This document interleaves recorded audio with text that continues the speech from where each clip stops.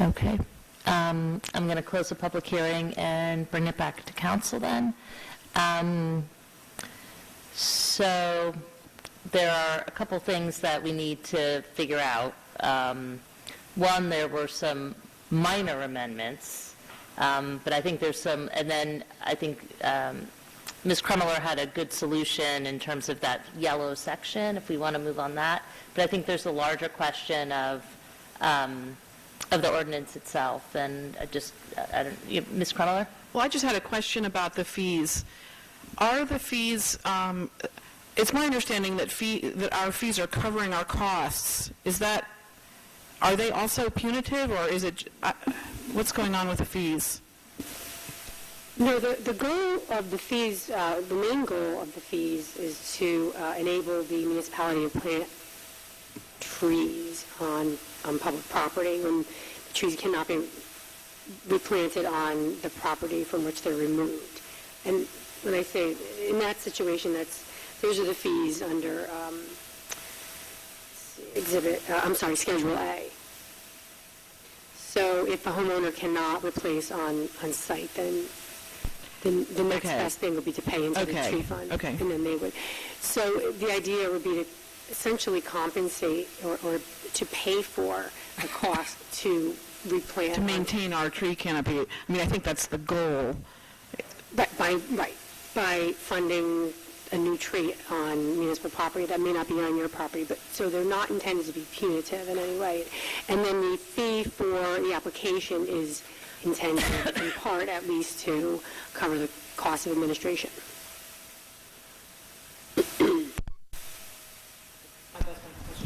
Okay. Does anybody else have thoughts? I have a thought. Yeah, Mr. Lerman? Oh, I'm sorry. I have a thought, a light bulb. No, I just want to thank everybody for speaking. We had nine people speak, and I heard a lot of interesting details and facts and where people were thinking, what people were thinking in regard to this. One thing that really stuck to me, and maybe it's me, I really enjoyed hearing people that have been doing this before this shade tree scenario came about here. People that have been taking care of their properties, planting, even treating trees on their own, dating back 3 years, 2 years, and so forth. So I don't want to, get into changing a whole bunch of stuff, but I mean, if we could put a kind of incentive or something to give back to these folks that have been great stewards, I think that would be a wonderful idea. So if that's something that we could try to consider, I mean, I don't know how we would go about doing that, but it just seems that for people that have invested hundreds or maybe here 23 trees or 100 trees and so forth and pay all these thousands of dollars to maintain, it seems like they shouldn't be, we should do something. I just don't know what, but we should do something. Leslie. I too, Lance, am sympathetic to that argument, but my concern is that for people who are concerned about government overreach, are we asking government to keep track of everybody's investment in all of their trees? And there's no way we would have the capacity to do that, it would seem to me. And some of this is what we do as homeowners, and we choose to live here because of these issues, right? When I moved in, I had a tree in the backyard that I think was there when Woodrow Wilson was here, and I love it, and we've spent a lot of money cabling it and pruning it, and that's sort of the responsibilities of homeownership, and it's not fun, and they're coming back, and it's so I think if we're concerned about the response time and asking a lot, I just don't know how we could take on a whole new regime of what people are of doing that. I just don't see how that's practical. Yeah, Mr. Krummeler? Right. I know what, I mean, it's a lot of times, there's the adage, no good deed goes unpunished, and this is, I understand it is really frustrating when you do a good deed and it goes, you feel like you're being punished, but I think it would be overly complicated to do something like that, and this ordinance it's hard to write an ordinance that addresses every situation, and so in some cases, some people who have spent a lot of money are going to have to spend more, but right now I I think the balance of preserving the trees is really, and trying to preserve our tree canopy and keep us a tree city, I think is what's the most important thing. I mean, right now, Princeton's known for its trees. I don't think we can underestimate not just the environmental value and the benefits of the shade and the erosion control and wind control and all those other great benefits of trees, but the beauty. I think it really defines the character. I mean, it really defines Princeton. Without the trees, we would not be a beautiful town, and without leafy green neighborhoods, we would have not as pretty neighborhoods. If everyone decided to put solar panels on their roofs, it would denigrate the town, I think. I was struck by Wendy's comment that this really is a classic situation of the tragedy of the commons, and I think, up here what we need to do is reconcile all of these comments and balance these interests as best as possible, and I think this represents a fair balancing that allows us to act as quickly as possible, and maybe we aren't able to act tonight, but to stop the alarming increase in cutting of trees that I hear from a lot of people around town about the cutting of trees. It allows us to do that, and then we can keep revisiting. And I haven't heard testimony of anyone who's found our arborists to be unreasonable in working with them if they have, some people have expressed concern about the standard, but we certainly didn't hear from anybody who felt like they had petitioned to remove a tree and that they weren't able to because of concerns about it. And until then, I think we do need to have fairly strong standards, because we've seen what happens even with strong standards. Can I just add? Can I quickly just add? When I was a member of the Shade Tree Commission, I think that's one of the things that's coloring my views, because I did hear from really anguished neighbors quite often. I mean, it was just one of the things that was part of being on the Shade Tree, was that people would cut down trees, and it was horrible for the neighbors. Mr. Miller? I'd just like to go back to why we started this process in the first place. The process to revise the shade tree ordinance started because there was a recognition on the part of those of us that sit up here and those of you, many of you that are out there, that the present shade tree ordinance was not working. It was not accomplishing its intended purpose. It was not in any way inhibiting the removal of trees, nor was it adequately providing for the replacement of trees when they were removed. And that is and there was concern about the fact that we are losing our tree canopy in the town. And for that reason, the Shade Tree Commission was asked to look at the ordinance and revise the ordinance. And basically, what you see is based upon the intent of preserving and adding to the tree canopy in the community. It's not intended to be punitive. It's not intended to stop a homeowner who has a dangerous situation with a tree, not trees that are on the neighbor's property, as was presented to us tonight, but a tree on their own property that poses imminent danger to their property or to lives from removing that tree. It's not intended to discourage homeowners from acting to preserve, maintain, or even add to their own shrubs and trees. The goal was to get this ordinance in place much earlier this year, and we've been at several iterations of the ordinance, and I'd like to suggest that the time has pretty much passed for council to act on this and get something in place that can act as not a stop against removal of trees when houses are replaced with larger houses, or when a property is used to build new houses, but can require that care is taken and that the tree canopy is preserved and added to in the process. Just a comment about solar versus shade trees. I'm a strong advocate for solar in the right place. I do not believe that there has to be a zero-sum game played between solar and shade trees. That's not the case at all.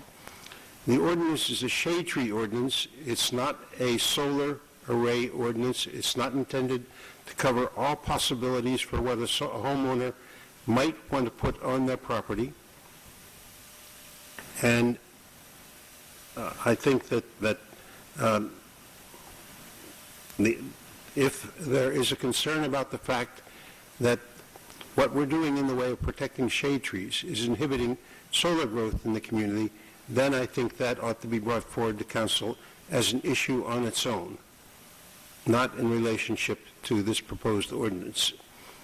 Just one further comment, and that is at a much earlier meeting, our administrator put the responsibility on the Public Works Committee to come forward to the administration and then the council with a plan to combat the emerald ash borer on trees that are on municipal property. And that still remains to be done, and I think that, when it's done, can help guide homeowners in terms of the approach that they might want to take. Thank you. Okay, thank you. I think we're all in agreement about how we value trees in our community, and which is why we consolidated our first shade tree ordinance some time ago. I think we all agree on the beauty of the trees, the importance of the trees. But I also think, for the most part, like-minded people move into this community because they are attracted to the trees. And so Councilwoman Howard also takes on the tree of the home she bought, and I contribute to the tree canopy every year, and I spend thousands of dollars on woodwinds for preventative care for the trees on my property every year. And so I appreciate the frustration of homeowners who feel like they are being penalized when those of us who have moved here and care about trees do so much. I was thinking after one of our last discussions that we're really at cross purposes. I think Patrick has been a eloquent advocate for some of the longtime homeowners, residents of Princeton who've been here and who have been nurturing trees and have been grooming their properties. But I think what the Shade Tree Commission is seeing and what Lorraine is seeing as the arborist are the clear cutting. You know, it's part and parcel of the larger problem that we're trying to deal with. So I really feel like we have two categories of issues and two categories of people we're trying to treat. And so this is kind of a broad brush. You know, I feel like, and it's hard to weigh in my own mind whether we're going overboard to treat kind of a minority of people who live in town but are doing significant damage with clear cutting and rebuilding, tear downs, redevelopment. I just want to clarify, I don't think people are immediately going to run out and start wholesale cutting of ash trees on their property. It's, for one thing, it's too expensive. You wouldn't do it if you thought the tree was in reasonably good shape. But I'm also not going to judge somebody who feels that if a tree is on life support, regardless of how it looks, there may be many reasons that you might want to go ahead and preemptively take down that tree. If it's emerald ash borer, I was interested in what Wendy had to say about possible treatments, but what we heard when we had the presentation from the Shade Tree Commission, we didn't hear that. What we heard was that it is here and it is 100%. We're going to get it, and it's going to devastate all of the trees, unless you treat them. But as someone who does a lot of treatment on my yard, I can also understand that somebody would not want to take that on, and I'm not going to be judgmental about that. they are trees. And so if you know it's going to go and it goes and you plant something else that grows up to be beautiful in a few years in its place, that seems like a reasonable alternative.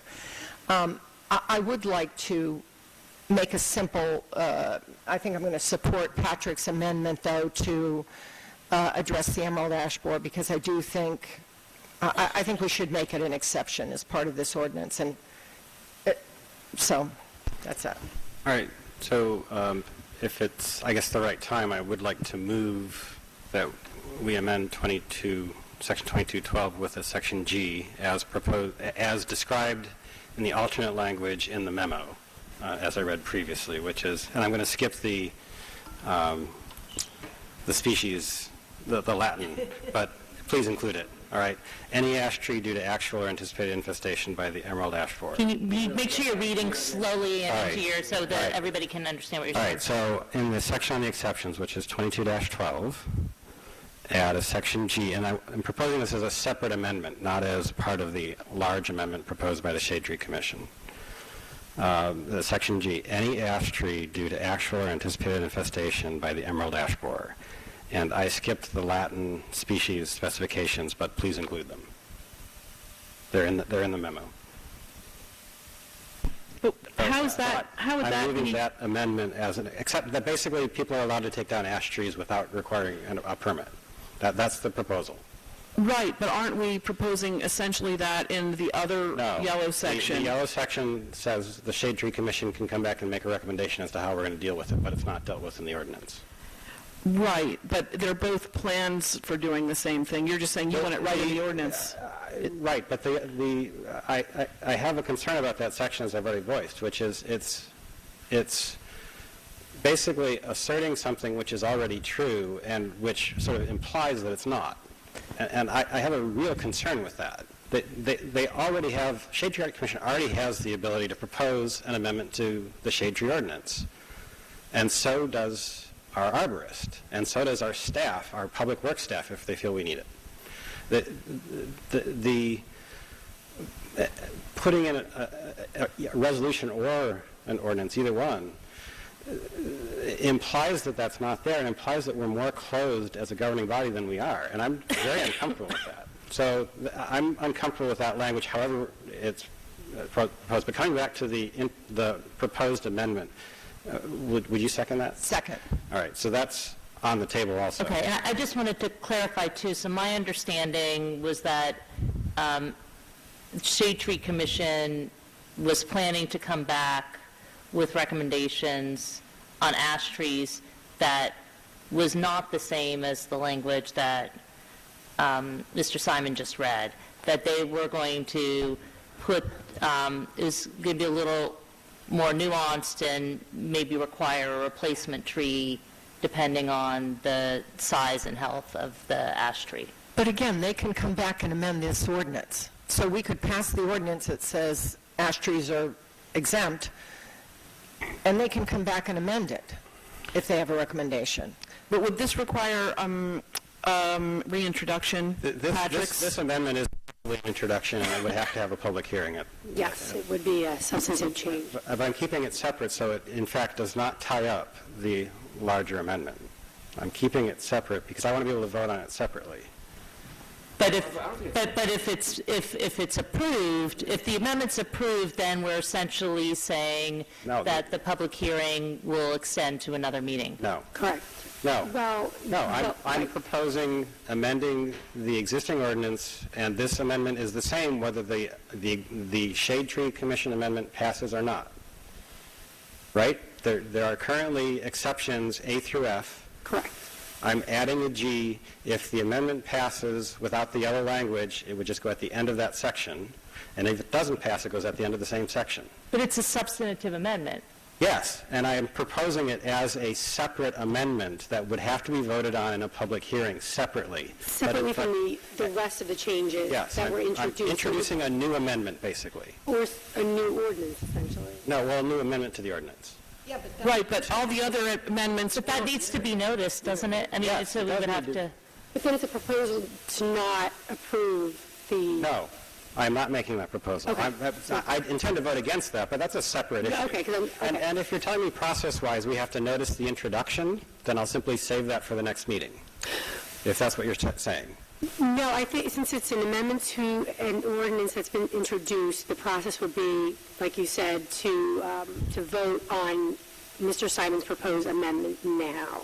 And then you would, at the next meeting, you would vote on the ordinance as you all have amended. That's not my intention, and so maybe I'm doing this in the wrong order. Maybe we should be voting on the Shade Tree Commission amendment first, Okay, yes. and then That's the introduce way. this amendment. No, I think- I'm intending to treat them as separate amendments. The ordinance, I think you're just not, I think you're talking past each other, so we can still treat them as separate amendments, but if either of those amendments pass tonight, we will be having a public hearing more public on the hearing. 26th. We won't have an ordinance that's passed. but that's my point, is that's not my intent. You can't do So it. process-wise, how do we do that? Do I wait until the next meeting to introduce my amendment? If it is amended at the next meeting, then you would have to wait for another meeting for the adoption. So let me ask whether this process works. We vote on the Shade Tree Commission's proposed amendment, which most of my colleagues are going to vote in favor of, and then I introduce my amendment after that. So the ordinance is in place and has been approved. Can you do that? You can vote on separate amendments tonight. But I don't want to derail. I'm not asking to have the entire conversation about all of the changes again at our next meeting, just about this one change about the emerald ash borer. I don't think that's possible. Sure it is. It's a separate amendment to the ordinance. But that we still have to have to have a discuss the public entire hearing. ordinance. I know that. It needs to be a public hearing for that amendment. No, because we haven't passed the ordinance yet. But we will We tonight. have an ordinance on Patrick, the I think- books. I think And the you- ordinance, the amendment is the same, whether this I amendment... believe what passes you would or have not. to do in order to do that is you would have to pass the ordinance Yeah, this that's what I said. evening. That's what I You would said. come back to the next meeting and then make an amendment to the Okay, ordinance. I can't introduce it this meeting, is what we're saying. Well, you could, You could but it introduce would a mean new that ordinance. The other ordinance would not pass. Why? No, you can introduce a wholly separate ordinance. However, it's not on the agenda, so I don't know if you can introduce. But the ordinance on the agenda is the shade tree, is amendments to the shade tree ordinance. So the fact that we have one, if we want to make it two, we can't do that? It would be an amendment to the ordinance that has been noticed. All right. I'm not sure that I believe this, but I don't care. We'll just make that amendment at the next meeting. Can we just do that? That'll make things simpler and not And you're cause gonna any confusion. withdraw your- I'm withdrawing it because Okay. there's just too much confusion about it. Yeah, no, Patrick, I think the way this would work is if we would have to vote on the amendment tonight, and then you would vote on this. Then we would vote on the new, I understand, but on our agenda is already the shade tree ordinance. And so what we're saying is, but we didn't notice this particular line, even though it's actually in the memo.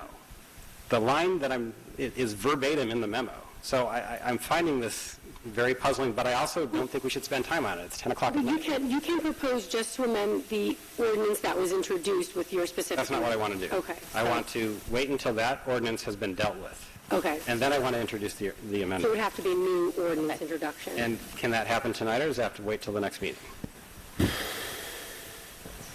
I do You know, not it's think kind it of a can, moot I don't point. think, It's not going to pass anyway. no, I don't think it can happen tonight because tonight is a public hearing on a previous not optimistic. version of the ordinance, so you would have to reintroduce a new ordinance. And I can't do that tonight, you're saying? No. Okay, fine. No. Okay, sorry. That's what I want to understand, and I'm not going to argue with you. That's the ruling on the process. Thank you. Okay. so you withdrew your, I'm withdrawing my motion. great. I'll withdraw my second then. Okay. That's how you want to do it. I'm sorry, I did have a couple other comments, though. Okay. Which is, we heard a number of homeowners, including Mr. Procaccini, basically say, look, we're making homeownership less affordable for people who are already struggling to afford to stay in town with this ordinance. And I agree with that. That's actually at the root of much of my concern with the ordinance. In the interest of preventing clear cutting, which is an interest everyone up here shares, we are, in fact, making it much harder for ordinary citizens to do certain things which, frankly, we would approve of, and if in the absence of the ordinance, any person who's taking care of their own land, whether in consulting with an arborist or just as a gardener or whatever, would do proactively on their own. We're making that more expensive in certain cases. We've already talked about those cases. I don't need to reiterate them again. I simply believe that we have said that without regulation, people won't do the right thing. I don't believe that. I think that's basically the flaw in the proposal is it is really a little, I'm trying not to be pejorative, but I think it's exercising control over people beyond what is called for. Patrick, we've heard testimony about that very fact, and those of us who served on borough council remember cases of that happening, right? I mean, we have facts on the record of people not complying, and we do regulate. We don't say that you cannot cut your grass if it creates a health hazard. I'm not arguing against regulation, really, I'm not. I'm simply saying I think we've tipped the balance too far. And it's a they did that really eloquently, and I but I think we recognize should that we move don't on. share that. Yeah. That's the perspective. I'm simply voicing my opinion, and I think I've said it enough, and I think we should just get on with the vote. I mean, I agree that we have tipped the balance, and I agree that it is adding a cost, but I think all pros and cons have to be weighed, and I understand exactly what you're saying, and it's my belief that the pros of this outweigh the cons. Okay. Is there a motion to approve? Are people done with what Would we they like want? to approve this without the yellow paragraph? Well, actually, can we just go back to the ones that are not substantive? If you could read those again, it was 2220C1, and there was another one. The first one was, it's section 2220C1, addition of a sentence at the end of C1 that would provide no contractor shall disturb the soil within a tree protection zone. And the second change is to section 10A-7A in C. Again, the addition of a sentence at the end of C that would provide no contractors shall disturb the soil within a tree protection zone. Okay, and then you would recommend that somebody makes A motion to to amend the ordinance as introduced. I'm going to move that, and actually I appreciate that because when Councilman Miller mentioned that the purpose of this is to address some of the failures in the existing ordinance, that is one of the failures that I've observed firsthand, is we do require a tree plan already for development. However, I've seen developers then ignore the plan that they've filed and dig along the root lines of their trees. And that is actually one of the failures, is that's not handled. There's a couple other failures I've observed which are not being addressed by the ordinance. One is, I think we are too generous in terms of asserting that road work and sidewalk work will not impact trees. Based on the new sidewalk that was installed on my street, I'm seeing trees years later have the effect dying off. And it's very hard to prove because there's also been droughts and sandy and everything. But frankly, it's not arguable that didn't weaken their root system, and I also know others in town who have stated the same thing. The third failure that I've seen, which I don't see addressed, is the replacement trees. They have to plant the replacement trees, but there's no requirement that those trees actually survive, that they're actually cared for. And one of the things I've seen is developers plant trees and then essentially neglect them. And I don't actually know how to remedy that because those trees are too small to be covered by the ordinance once they're in the ground. So was that a motion to amend with Lisa's yes. language? All right, and it's seconded by Joe. And just to clarify, those are not considered substantive changes, so we can pass that amendment this evening and still pass the ordinance this evening? Correct. Is that correct? All right. So you want So to let's call the vote question. on the amendment. So, Madam Clerk, please call the roll. Ms. Howard? Yes. Ms. Crum-Miller? Yes. Mr. Miller? Yes. Mr. Liverman? Yes. Ms. Butler? Yes. And Mr. Simon? yes. Mayor, I'd then like to move that we adopt the ordinance as amended and not include what we're calling the highlighted language for two reasons. One, I think, Patrick has raised a legitimate concern about whether or not it is actually adding or confusing, and also because it would prevent us from adopting the ordinance tonight. And I think we can verbally say to the Shade Tree Commission what they clearly already know, which is that we want to work with you on helping residents deal with the emerald ash borer and welcome ideas for how to help residents do that and proactively and for those who can't. I think but I don't think we need that language to do that. Okay. I move that we adopt the ordinance as amended. Okay, and is there a second? I'll second. Is there any further discussion? Okay, Madam Clerk, please call the roll. Ms. Howard? Yes. Ms. Crum-Miller? Yes. Mr. Miller? Yes. Mr. Liverman? Yes. Ms. Butler? Yes. And Mr. Simon? No. Motion carries. Okay, the ordinance passes 5-1. Thank you very much, everybody. Thank you to the Shade Tree Commission. I know this has been a long process, but we'll see you back with whatever you want to propose about the emerald ash borer. So, thank you.